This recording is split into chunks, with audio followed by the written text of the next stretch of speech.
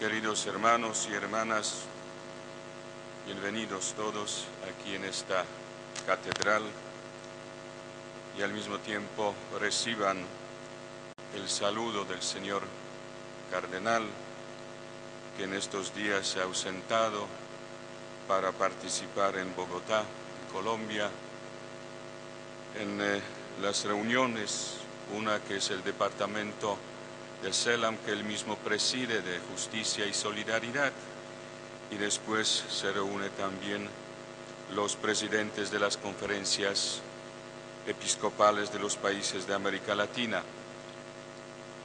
Recibimos con gusto su saludo y al mismo tiempo también a él desde donde él cada domingo preside la Eucaristía. Aprovechando estos medios de comunicación, también mandamos el saludo a todos los que siguen esta celebración a través de la televisión y radio.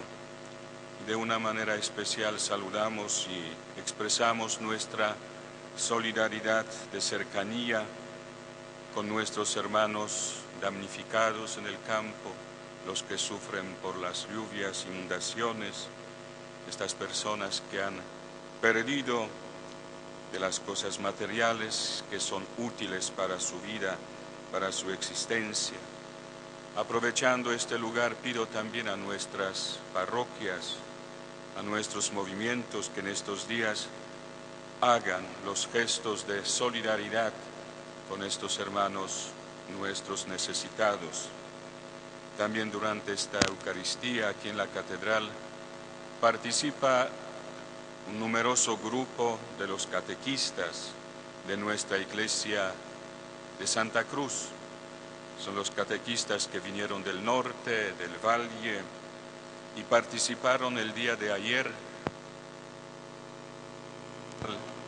viendo la programación, viendo también el plan pastoral arquidiocesano, cómo hacer más viva la misión que estos jóvenes, personas mayores, voluntariamente, con buena voluntad, ofrecen a la Iglesia, preparando a nuestros niños jóvenes y otras personas para recibir los sacramentos. Queridos hermanos, muchas veces escuchamos esa expresión, la hemos escuchado también, que acudía a él mucha gente y de todas partes. Esa expresión se refiere a Jesús.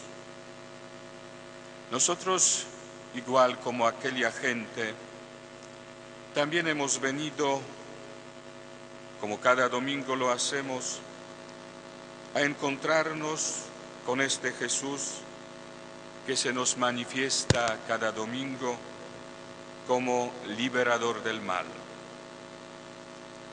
Aprovechamos el tiempo y dejamos para que el Maestro de la montaña penetre más en nuestras vidas. En el Evangelio de hoy continuamos reflexionando sobre el sermón de la montaña, ese sermón que hemos empezado a reflexionar hace 2 semanas, hace 2 domingos atrás, con el discurso de las bienaventuranzas, donde Jesús propone el camino de felicidad. El camino de felicidad, pero de diferente manera, de otra manera de pensar y desear, no como nosotros a veces esperamos y deseamos. Según Cristo, para triunfar en la vida, hay que primero pasar por las derrotas. Él dijo, los que sufren, los pobres, los que lloran, los que son perseguidos, e indica a los más cercanos, los suyos. Si lo entienden, si aceptan ese camino de felicidad, serán la sal y luz del mundo. Palabras que Jesús pronuncia nos chocan, y nos chocan fuertemente, porque nuestra manera de pensar, nuestra manera de crear los esquemas, nuestros compromisos, nuestras seguridades no coinciden con lo que propone Jesús. El sermón de la montaña se predicó en los primeros meses de su vida pública. Y en este sermón Jesús señala las pautas de lo que sería su enseñanza. Yo para eso he venido, para que ustedes tengan vida y la tengan en abundancia. El centro de esa predicación, queridos hermanos, es el amor. Y Jesús destaca, subraya la primacía del amor en la vida de cada uno, y también lo que acabamos de escuchar en el Evangelio, la primacía del amor sobre la ley. Jesús muestra un nuevo horizonte a la vida, una dimensión más profunda, una verdad más esencial. Su vida es una llamada a vivir la existencia desde la raíz que es Dios, que solo quiere una vida digna para sus hijos. Y el contacto con Él invita a desprenderse de las posturas rutinarias, nos libera de engaños, de miedos, de egoísmos. Todo eso lo que paraliza muchas veces a nuestra vida. En tiempo de Jesús, donde hubieron muchas leyes y tradiciones, cualquier persona podía ser legalmente acusada y condenada.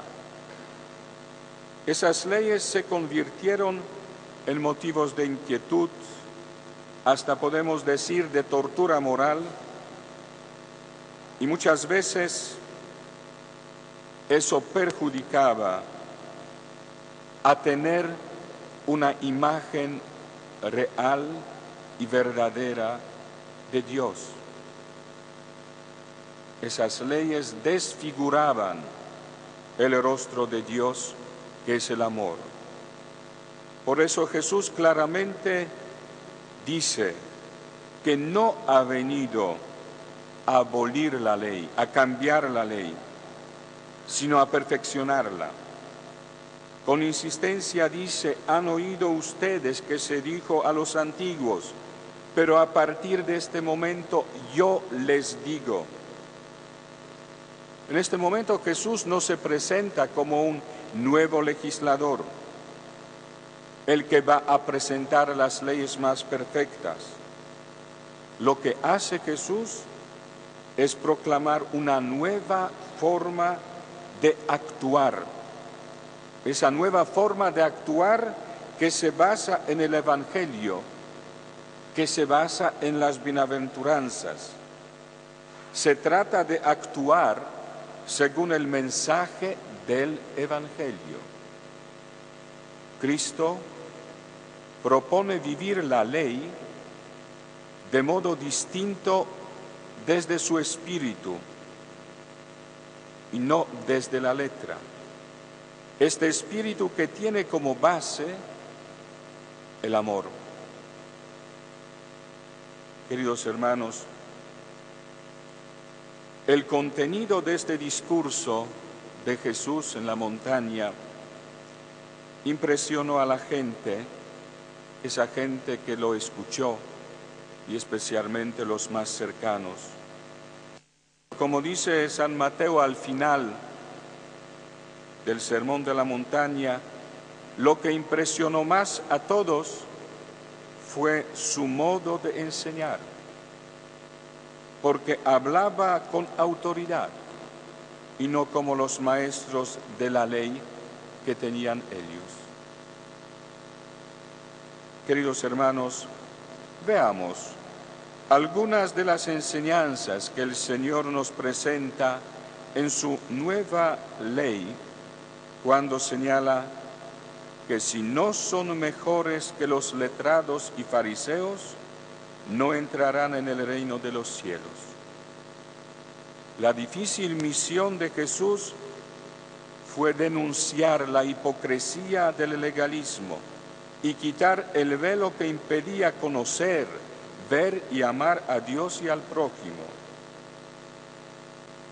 Jesús denunció la esclavitud de la letra, esa letra de la ley, y al mismo tiempo proclamó la libertad de espíritu. Siguen existiendo leyes y normas que en lugar de ayudar como personas y como cristianos, terminan asfixiando y alejando a las personas de sí mismos, de los demás y de Dios. Hoy, como antes, Jesús nos despierta para que tengamos en cuenta de que lo que importa es la persona y que toda ley debe estar al servicio de ella y al servicio del Evangelio. Si oculta o desvirtúa su espíritu, esa ley debe ser cambiada o abolida. Siempre ha sido y sigue siendo peligroso confundir el Evangelio y ley. Hemos escuchado, no matarás. Pero yo les digo, todo el que esté peleado con su hermano será procesado. Jesús nos habla de potenciar la vida a la que se opone la injusticia, la pobreza, opresión. La pobreza es un atentado contra la vida. Los documentos de la Iglesia dicen con claridad: alimenta al que muere de hambre, porque si no lo alimentas, lo matas. También el insulto, la ofensa, la injusticia, la persecución, la descalificación, la falta de respeto, el desprecio, también van matando poco a poco a las personas. Para no matar, queridos hermanos, hay que amar. No cometerás actos impuros, no cometerás adulterio, pues yo les digo,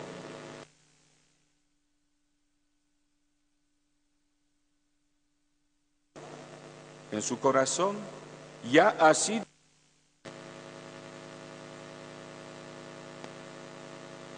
Y aquí se empieza. Nosotros los buenos católicos tenemos con más sinceridad decir cómo es nuestra mirada, que no somos tan limpios los que miramos y los que se ponen delante de nosotros. Como es nuestra lengua, como es nuestra mirada. También la lengua y la mirada pueden ofender. Siempre tratamos de justificar que sí, que no, que se puede, yo tengo derecho, yo soy libre, y tenemos un montón de explicaciones. Cuando vas a poner tu ofrenda sobre el altar, ¿Te acuerdas allí mismo de que tu hermano tiene queja contra ti? Deja allí tu ofrenda ante el altar y vete primero a reconciliarte con tu hermano.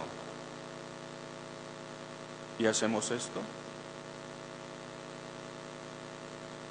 Lo que Jesús pide no se consigue con la simple observancia de leyes y ritos, sino con la buena relación con los demás.